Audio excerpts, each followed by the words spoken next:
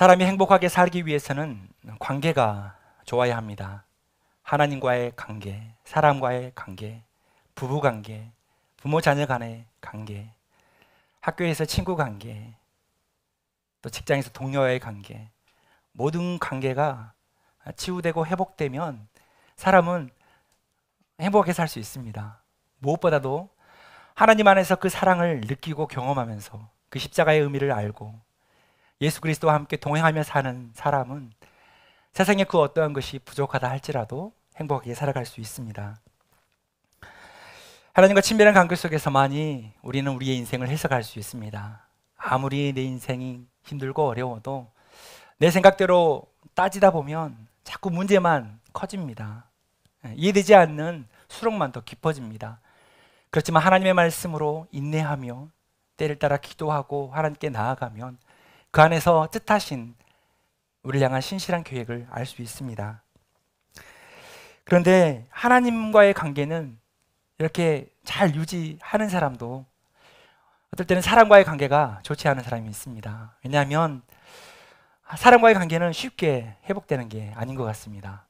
천천히 어느 단계를 거쳐서 관계가 좁혀지고 가까워지고 또 친밀해지는 것 같습니다. 사람은 먼저 감사하는 마음의 단계를 걷습니다. 어떤 사람을 대해서 고마워하는 마음을 갖습니다. 그리고 나서는 그 사람을 좋아하는 이 관계로 나아갑니다. 좋아하는 관계를 뛰어넘으면 이제 그 사람을 사랑하는 단계로 나아갈 수 있습니다. 생각해 보십시오. 내가 사랑하는 사람은 몇 사람이나 되는가? 내가 좋아하는 사람은 많을지라도 정말 사랑하는 사람은 10손가락 안에 들 것입니다. 우리 청년들에게 묻습니다. 어느 날 갑자기 뜬금없이 어떤 이성이 다가와서 당신을 사랑합니다. 당신을 아낌없이 사랑합니다. 날 만나주세요. 저랑 결혼해주세요. 이렇게 말한다면 그 사람 말을 믿어야 할까요? 네. 어디 계셨어요? 왜 이제야 나타났어요? 저도 당신을 사랑합니다. 이렇게 말하는 청년이 있다면 저한테 상담받으시기 바랍니다. 그 말은 진리가 아닙니다. 사람은 누군가를 쉽게 사랑할 수 없습니다. 그것도 인격적인 관계도 없이 그냥 지켜봤다고 조금 안다고 누군가를 사랑한다는 그 표현 자체가 앞뒤가 맞지 않는 표현입니다. 정말 오랫동안 알고 지내야 고마워하고 좋아하고 사랑하는 단계가 되어서야 한 인격체를 깊이 사랑할 수 있습니다. 우리가 이 감사하는 마음은 어떻게 생기는 것입니까? 어떤 사람에 대한 호감이 생기는 것입니다. 그 사람을 위하여 어떤 말과 행동, 그 사람에 대해서 조금씩 신뢰하는 마음이 생기는 것이 이게 감사하는 마음입니다. 아, 좋은데? 괜찮은데? 저 사람 참 괜찮은데? 제 아내가 결혼하고 나서 저에게 이런 말을 하더라고요. 청년부에 처음 만났는데 아직 한마디도 안 했는데 저 사람 괜찮은데? 이렇게 얘기했다는 거예요. 진짜입니다. 이렇게 호감 있는 거, 감사하는 거, 고마우는 거, 어떤 세상이 좀 흔들리고 세상 사람들이 좀 이렇게 다른 말을 해도 그 사람에 대한 이 마음에 감사하는 마음이 끊어지지 않는 거, 이게 감사하는 단계예요. 그 사람의 존재로만이라도 약간 감사한 거, 그게 감사하는 단계예요. 그 다음에는요, 좋아하는 단계로 나갑니다. 그 사람과의 시간, 그 사람과의 만남, 그 사람에 대한 관심이 증대되는, 증폭되는 그런 단계입니다. 그 사람을 위해서 선물을 사기도 하고요. 그 사람을 위해서 나의 이 아까운 시간을 아낌없이 내어줄 수도 있습니다. 그 사람의 이야기가 들려오면 한마디도 놓치지 않고 들으려고 귀를 기울입니다. 왜요? 좋아하니까. 좋아하는 그 사람을 점점점 신뢰하게 되고 그 사람과 경험하는 모든 것들에 대해서 이 기쁨을 얻게 되는 것이 이 좋아하는 단계입니다. 마지막으로 사랑하는 단계가 있습니다. 이 사랑하는 단계에는 마음과 생각이 온전히 연결되어 있는 그런 단계입니다. 인격적으로 깊은 연결이 되어 있다는 것입니다. 그 사람이 아파하면 나도 아파하고 그 사람이 즐거워하면 나도 함께 즐거워하는 것입니다. 사랑하게 되면 함께 있을 때 감정적인 안정감과 행복감을 느끼게 됩니다. 그리고 사랑하는 사람을 위해서 자신의 행동, 말 하나하나까지도 기꺼이 바꾸려는 의지가 내 안에서 생기게 됩니다. 왜요? 그 사람을 사랑하니까. 그 사람이 싫어하는 것은 안 하게 되는 것입니다. 하나님을 사랑하기에, 이것이 하나님의 사랑과 연결되거든요. 왜 이 얘기를 하냐면 하나님 사랑 이야기를 하기 위해서 지금 인간관계를 얘기하고 있는 거예요. 우리가 사랑하게 될 때, 인간과의 관계도 사랑하게 될 때 기꺼이 그 사람을 위해서 희생하고 섬기는 일이 생깁니다. 부부가 사랑하게 되면 기꺼이 배우자를 위해서 나를 희생하는 일들이 일어납니다. 우리 자녀들을 위해서 밤새서 아이를 돌보고 치료해 본 적이 하루 이틀이 아니셨잖아요. 왜요? 그게 고통스러운가요? 아니요. 즐겁고 감사해요. 아픈 자녀 곁에 있다는 것만 해도 감사한 거예요. 왜? 사랑하니까. 어떤 대가도 바라지 않는 거예요. 사랑하니까. 그 사람을 위해서 스스로 더 많은 책임을 질 수 있습니다. 사랑하니까. 희생과 섬김의 삶을 살 수 있습니다. 희생과 섬김이 기쁨이 되는 것입니다. 하나님과의 관계도 이와 같이 가까워지고 깊어집니다. 하나님께 감사하는 사람이 있고요. 하나님을 좋아하는 사람이 있고 하나님을 사랑하는 사람이 있습니다. 옆을 한번 봐보십시오. 이분은 이 자리에 하나님께 감사해서 오셨나, 아니면 좋아해서 오셨나, 사랑해서 오셨나. 외모를 봐서는요, 지금 감사해서 이 자리에 왔는지 좋아해서 왔는지 알 수 없습니다. 하나님을 좋아하는 마음으로 이 자리에 올 수도 있어요. 그 사람에 대한 관심, 그 사람과 함께 있고 싶어서 그런 마음으로 이 자리에 올 수 있어요. 그냥 말씀 듣는 것이 즐겁고 그 말씀에서 깨달아지는 은혜가 있어서 좋아하는 마음으로 예배 가운데 나온 성도들이 있습니다. 그런데요, 좋아하는 이 관계는 한계가 있습니다. 조금 전에 사랑과의 관계 얘기했던 것처럼 좋아하는 관계는요, 절대 용서할 수 없고 또 희생할 수 없습니다. 좋아한다는 것은요, 나 중심이에요. 내가 좋은 거예요. 좋아하는 관계는요, 이 사람도 좋아할 수 있고 저 사람도 좋아할 수 있는 거예요. 하나님도 좋아할 수 있고 세상도 좋아할 수 있어요. 왜? 그 관계가 자기 중심이니까, 나 중심이니까, 내 감정이 중요하니까, 내 마음이 중요하니까. 그래서 예배도 좋아하는 마음으로 이 자리에 앉아 있을 수 있어요. 그런데 하나님을 사랑하는 사람은 무엇이 다른가요? 하나님이 주신 그 마음을 가지고요, 이제 사랑하면서 사는 거예요. 주님께서 나를 사랑하신 것처럼 내 삶 속에서 용서할 사람은 용서하고 섬길 사람은 섬기고 어떤 사람을 위해서 희생해야 한다면 기꺼이 요거도 먹으면서 희생할 수 있는 사람이 사랑하는 사람입니다. 왜? 주님께서 날 그렇게 사랑해 주셨으니까. 예수님을 따르던 수많은 무리들이 좋아해서 주님을 따랐습니다. 좋아한다는 건요, 내게 뭔가 유익한 게 있어요. 내게 뭔가 기쁜 일이 있어요. 그러면 주님을 따르는 거예요. 그런데 내게 유익한 게 없고 기쁜 일이 없으면 얼마든지 그만둘 수 있는 게 좋아하는 단계예요. 많은 무리들이 주님을 따랐죠. 기적을 보고 따르고, 먹여주니까 따르고, 말씀이 내 귓가에 듣기 좋으니까 주님을 따랐어요. 그런데 그들은 제자가 되지 못했습니다. 무리에 그쳤습니다. 왜? 좋아하는 것으로, 나의 중심으로 판단하고 생각하니까 내가 원하는 게 끊어지면 주님을 사랑하지 않는 거예요. 주님을 사랑하는 것은요, 하나님 중심으로 우리가 신앙생활을 하는 거예요. 그 십자가 중심으로 우리의 신앙생활을 하는 거예요. 내 삶을 그 하나님의 사랑의 눈으로, 하나님의 시선으로 해석하고 바라보는 것입니다.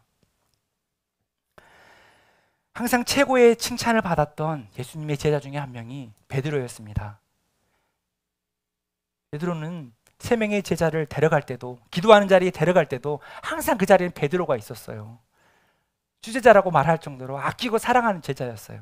근데 그 제자도 예수님을 배신했습니다. 예수님을 부인했습니다. 예수님을 십자가 앞에 놔두고 도망쳤습니다. 그런데 예수님은요, 그 베드로를 버리지 않으셨어요. 다시 찾아가 주셨어요. 베드로가 얼마나 죄책감이 많을까요?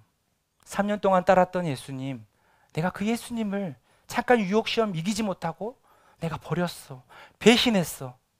얼마나 고통스럽게 이 어부 생활을 하면서 죄책감에 시달렸을까요? 예수님이 찾아오시는 말씀이 오늘 본문 말씀인데요. 예수님은 그 감정을 드러내지 않으세요. 과거의 실패, 실수, 배신, 부인했던 모든 사실을 물어보지 않으세요. 그 아픈 상한 마음을 드러내지 않으세요. 조용히 아침밥 차리시고 같이 밥 먹자. 밥을 드시는 거예요. 그리고 식사하신 후에 베드로에게 말을 건넵니다. 내가 나를 사랑하느냐? 물으시는 거예요. 왜 물어볼까요? 예수님께서 베드로를 다시 사용하고 싶으신데, 베드로와 함께 하고 싶으신데, 베드로와 함께 인생의 길을 걷고 싶은데, 그러려면 예수님이 베드로를 사랑한 것처럼 베드로도 주님을 사랑해야 하거든요. 그래서 물어보시는 거예요. 15절에 요한의 아들 시몬아, 네가 이 사람들보다 나를 더 사랑하느냐? 베드로의 답변은요, 주님 그러하나이다. 내가 주님을 사랑하는 줄 주님께서 아시나이다. 주님께서 한 번으로 만족하지 못하십니다. 또 물어보세요. 16절인데요. 요한의 아들 시몬아, 내가 나를 사랑하느냐? 주님 그러하나이다. 내가 주님을 사랑하는 줄 주님께서 아시나이다. 이렇게 3번 물으시고 3번 사랑의 고백을 받으십니다. 왜 사랑의 고백을 받으실까요? 예수의 길은, 생명의 길은, 누군가를 구원하는 일은, 누군가를 살리는 길은 예수님을 사랑하지 않고서는 갈 수 없는 길이기 때문입니다. 그래서 물어보시는 거예요. 많은 무리가 있지만 그 중에 예수님을 사랑하는 사람이 제자가 되는 것입니다. 영적 생활에 유익을 주는 토마스 아케피스가 쓴 그리스도를 본받아라는 책이 있습니다. 기독교 3대 고전 중에 하나인 이 그리스도를 본받아라는 책에서 하나님을 향한 사랑이 식으면 신앙인들이 어떻게 변하는지에 대해서 기록해 놓은 내용이 있습니다. 제가 읽어드릴게요. 자막 같이 보아주세요.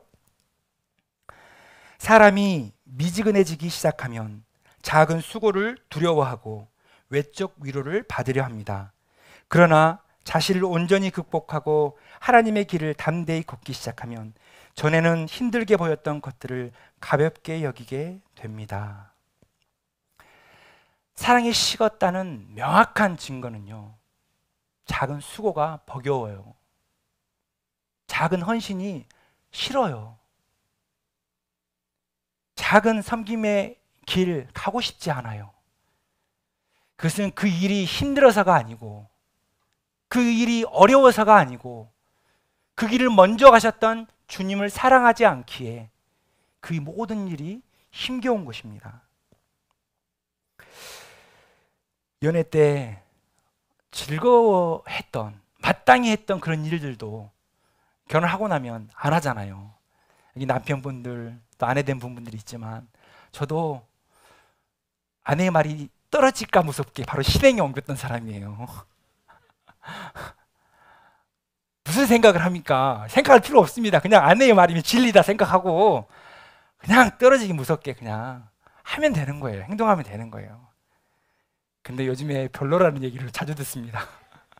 그렇게 안 해요. 앞에 슈퍼 하는 거 한 번 가는 것도요, 지금 옷 입고 가면 추울 텐데, 지금 시간이 몇 시인데 가야 하나? 계산하게 된다니까요. 사랑이 식었나 봐요. 여러분, 사랑이 식으면요, 주님을 향한 사랑이 식으면 이전에는 기쁘게 했던 것들도 그냥 귀찮아져요. 하기 싫어져요. 생각하게 돼요. 해야 할 한 가지 이유보다 안 해야 할 10가지 이유가 생각나기 시작합니다. 이것이 사랑이 식은 사람이 취하는 행동입니다. 하나님을 향한 사랑이 식으면 내가 마땅히 해야 할 희생과 수고의 값을 치르지 않으려고 합니다. 그래서 하나님으로부터 오는 외적 위로만 받고 싶어 해요. 작은 수고를 두려워하고 계속해서 나에게 주는 위로를 받으려고 해요. 내 마음이 그냥 위로받으면 그걸로 만족하는 단계에 머무르게 됩니다. 신앙이 자라지 않아요. 그런데 하나님을 사랑하고 내게 주어진 삶의 문제를 극복하면서 계속해서 하나님의 길을 걷게 되면요, 이전보다 더 무거웠던 그런 주님의 일도 기쁨으로 감당할 수 있습니다. 주님을 사랑하시니까. 주님께서 사랑하기에 나에게 필요한 모든 필요한 영적인 은혜와 삶의 필요를 채워주시니까. 성도 여러분, 우리의 신앙생활의 목적이 무엇입니까? 우리 신앙생활의 목적이 혹시 천국 가는 겁니까? 맞습니다. 천국 가는 거 맞죠. 혹시 우리의 신앙생활이 우리가 하나님을 예배하는 것입니까? 맞습니다. 하나님을 예배하는 것이 신앙생활의 목적 중에 하나입니다. 그런데 진정한 신앙생활의 목적은요, 천국에 이르기까지 하나님을 예배하면서 우리가 그리스도를 닮아가는 것입니다. 그리스도를 본받는 것입니다. 아는 것으로 멈추지 않고 아는 것을 삶으로 살아내는 것입니다. 우리의 가정에서, 교회에서, 세상 속에서 그리스도를 닮아가는 것입니다. 하나님을 알지 못하고 하나님을 믿지 못하고 하나님이 없다고 하는 사람들 앞에서 우리의 삶으로 예수 그리스도의 삶을 증거하는 것입니다. 아니, 예수 그리스도 그 자체를 내 자신의 삶이 증거하는 것입니다. 누구에게요? 친구들에게, 동료들에게, 내 자녀들에게 증거하는 것입니다. 그래서 신앙을 가진 사람, 그리스도를 본받는 사람은 끊임없이 변화됩니다. 끊임없이 성숙합니다. 가장 믿음 없는 말이 어떤 말인지 아십니까?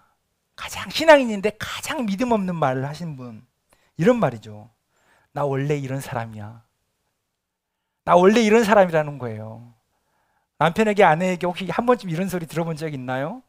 이런 얘기는 절대 하시면 안 됩니다. 나 이런 사람이야. 나 이러다 죽을래. 이건 더 심한 말이에요. 우리는 그리스도를 닮아서 주님 앞에 서야 하지, 지금 이대의 모습으로 주님 앞에 서는 것이 아닙니다. 우리는 끊임없이 주님을 닮아서 성화된 모습으로 우리를 반겨주신 그 주님을 만나봐야 하는 것입니다. 절대로 변화되지 않을 것처럼 사람 앞에 서지 마십시오. 절대로 변화되지 않을 것처럼 하나님 앞에 서지 마십시오. 하나님, 지금은 변해야 할 때고, 지금은 기도해서 내 자신 먼저 회개해야 할 때고, 지금이 우리 가정이 변해야 되고 주님을 닮아가야 할 때라고 늘 고백하시며 기도하시며 몸부림치십시오. 그렇게 우리는 주님을 계속해서 닮아가야 합니다. 지금은 사순절을 보내고 있습니다. 사순절을 보내면서 우리가 예수 그리스도의 십자가를 바라보죠. 그리고 그 안에서 묵상을 합니다. 그런데 십자가를 바라볼 때 어떤 깨달음이 있으십니까? 주님의 고난을 묵상하고 기억할 때 무엇이 보입니까? 주님을 바라볼 때 우리는 주님의 사랑을 느낄 수 있어야 합니다. 주님의 그 십자가에서 우리를 향한 끝없는 사랑을 느낄 수 있어야 합니다. 예수님께서 우리를 그냥 좋아했다면 성육신 하지 않으셨을 거예요. 내가 널 좋아한다. 그래, 지금 너가 필요한 게 뭐니? 얘기 좀 해볼래? 그게 필요하니? 내가 보내줄게. 됐니? 주님이 우리를 좋아하는 정도면 이 땅에 성육신 하시고 이 땅에 오시지 않았습니다. 주님이 자신의 생명을 내어놓은 만큼 우리를 사랑하시기 때문에 이 땅에 오신 거예요. 그래서 사순절에 십자가를 바라보는 것은 그 겸손하게 이 땅에 내려오신 그 주님의 사랑을 깊이 묵상하는 단계입니다. 사순절 기간 우리의 신앙을 한번 점검해 보십시오. 지금 내가 예수 그리스도를 사랑하고 있는지, 이전에 사랑한 거 말고요, 이전에 주님을 가까이 따랐던 거 말고요, 최근에, 요즘 주님을 사랑하고 계십니까?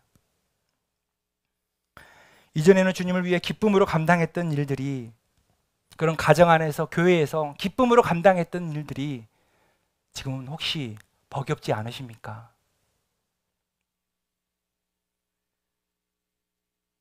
버겁고 어렵게 느낀다면 주님을 향한 사랑이 식은 것입니다. 내 삶의 문제가 힘들고 어려운 게 아니에요. 주님과 함께라면 할 수 있습니다. 올해 신학교 대학원, 신학대학원이죠. 신학교 대학원이니까 신학대학원 입학생이 30명 정도라고 들었습니다. 딱 10년 전인데요. 제가 입학할 때 120명 정원이었거든요. 그런데 올해 신대원 목회자가 되기 위해서, 전도사 말고 목사가 되기 위해서 신학교에 온 분들이 30여 명이라는 거예요. 딱 10년 만에 4분의 1이 떨어졌어요. 4분의 1로 떨어졌어요. 그것도요, 젊은 사람이 없어요. 이런 청년들이 안 보여요. 30대, 40대, 50대, 60대도 나옵니다. 그럼 그 30명 중에 젊은 청년들은 몇 명이나 될까요? 우리가 이 시대의 청년들을 위해서 기도해야 합니다. 주님을 사랑함으로 주님을 따르는 사람가 없습니다. 줄어들었어요. 그것은 신학생만의 문제가 아닙니다. 목회자의 문제가 아니에요. 교회가 그만큼 하나님을 향한 사랑이 식었다는 거예요. 김영규 목사님이랑 저랑 같이 사역하고 같은 교회에 있을 때요, 그 청년 공동체의 목회자가 4명인가 나왔습니다. 4명. 근데 한 공동체 안에 우리 청년부로 치면 갑자기 목사 4명이 나온 거예요. 주님을 향한 뜨거운 사랑이 있었기에 기꺼이 내 삶을 하나님께 그냥 내어 맡기고 신학교로 들어가는 청년들이 있었어요. 그런데 요즘에는 교회마다 그런 청년들 찾아보기 힘듭니다. 주님을 사랑하는 사람 보기 드뭅니다. 토마스 아켄피스의 그리스도를 본받아 내용 중에 우리의 신앙이 어디까지 성장해야 하는가라는 내용의 이 글이 있어요. 그걸 제가 천천히 다시 한번 읽어줄게요. 잘 한번 묵상해 보시면서 내 신앙은 어디에 머물러 있는지를 한번 점검해 보시기 바랍니다. 예수님이 말씀하신 천국을 사랑하는 사람은 많지만 그분의 십자가를 지는 사람은 거의 없습니다. 예수님에게서 안락함을 얻으려는 사람은 많지만 환난을 받으려는 사람은 거의 없습니다. 예수님과 함께 식탁에 앉으려는 사람은 많지만 그분과 함께 금식하려는 사람은 거의 없습니다. 모두가 예수님과 함께 기뻐하기를 바라지만 그분을 위해서나 그분과 함께 무엇인가를 견디려는 사람은 거의 없습니다. 떡을 떼는 자리까지 예수님을 따르는 사람은 많지만 고난의 잔을 마시는 자리까지 예수님을 따르는 사람은 거의 없습니다.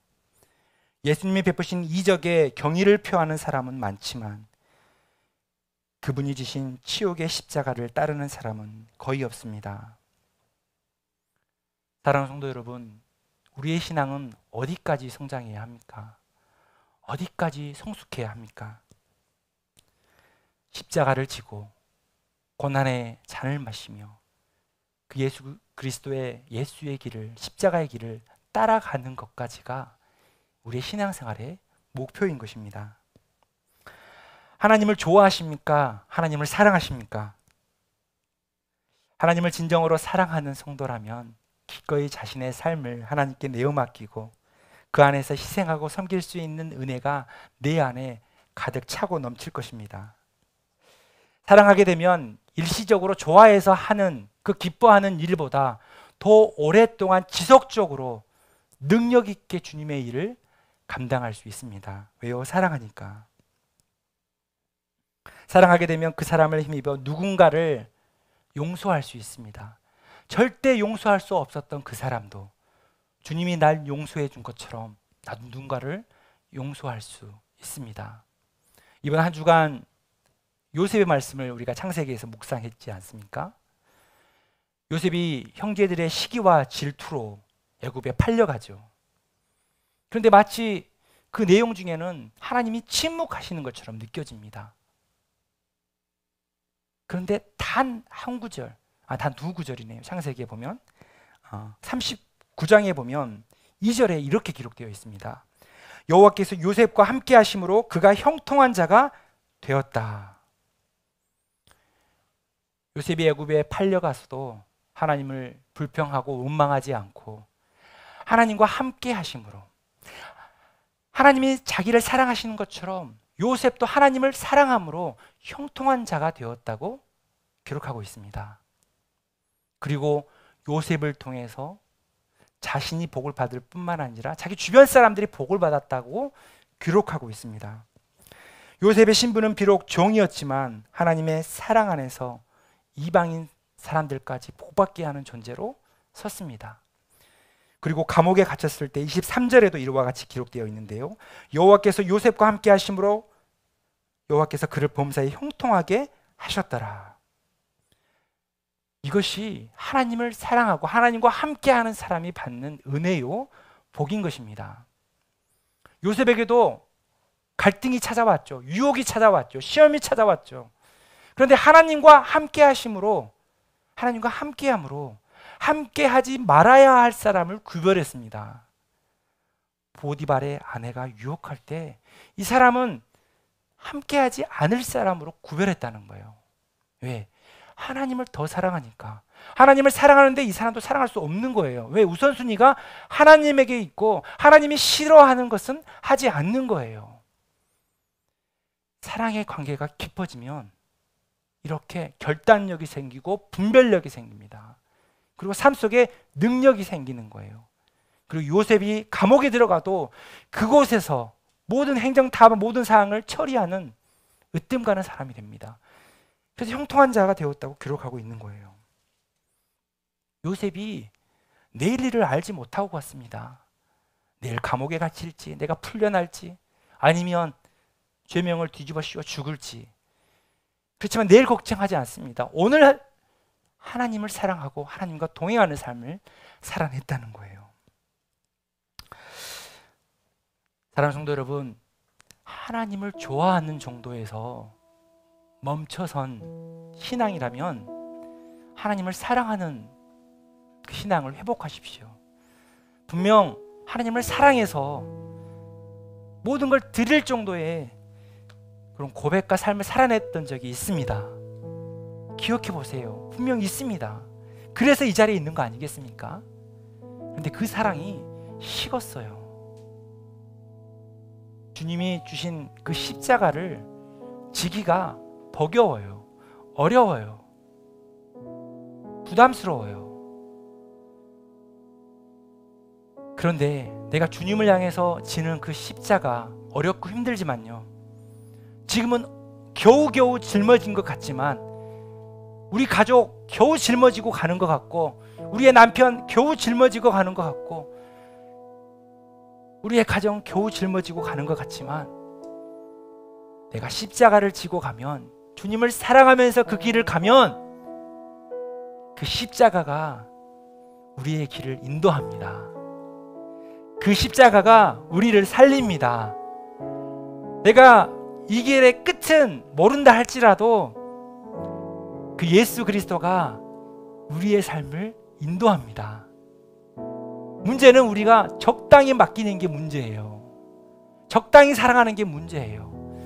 전적으로 사랑하지 않고 내 중심적으로 나의 위로, 나의 만족, 내가 좋아하는 것으로 그 정도로 주님을 바라보고 생각하기 때문이에요. 사랑하는 성도 여러분, 사순절 기간 정말 주님을 더 가까이 사랑했으면 좋겠습니다. 더 가까이 따랐으면 좋겠습니다. 더 많이 그 십자가의 은혜 속에 거하면서 주님이 주시고자 하는 은혜와 복된 길을 걸어가는 성도님이 되시기를 축복합니다. 그리스도를 본받아 사랑의 지경이 계속 확장되었으면 좋겠어요. 어쩔 때는 나 자신조차도 사랑하지 못할 때가 많습니다. 내가 왜 이 모양이지? 이거밖에 안 되나? 자신 먼저 사랑하세요. 자기를 아껴주세요. 자기를 축복해주세요. 하나님의 시선으로 자기의 삶을 축복해주세요. 주님이 사랑하시는 것만큼. 그리고 그 사랑의 지경을 조금씩 넓혀가세요. 남편에게 넓혀가시고, 아내에게 넓혀가시고, 자녀들에게 넓혀가시고, 내가 사람 만나는 모든 사람들에게 그 사랑의 지경을 넓혀 가세요. 그래서 사랑의 하나님이 살아계심을 우리의 삶으로 증거하기를 바랍니다. 예수 그리스도를 본받아 사순절 기간을 은혜롭게 은혜와 생명의 길로 따라가는 우리 모두가 되기를 축복합니다. 우리 찬양 부르고 기도